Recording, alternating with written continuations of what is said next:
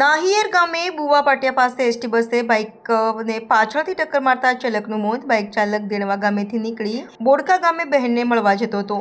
નાહિયેર ગામના પાસે બુવા પાટિયા જંબુસરથી સુરત જતી એક્સપ્રેસ એસટી બસે પાછળથી બાઇક ચાલકને અડફેટમાં લેતા તેનું ઘટના સ્થળે જ કમકમાટીભર્યું મોત થયું હતું। પોલીસે ઘટના સ્થળે પહોંચી આગળની કાર્યવાહી કરી હતી। મળતી માહિતી મુજબ પાદરા તાલુકાના ભાનપુર ગામના મનોજ ઈશરીભાઈ સોલંકી પોતાના સગા બહેનના ઘરે મહેમાન તરીકે આવ્યા હતા અને રાત રોકાઈ તે પોતાની બાઇક લઈને બોડકા ગામે પોતાના મામાની દીકરી એટલે કે બહેનને મળવા માટે જતા હતા।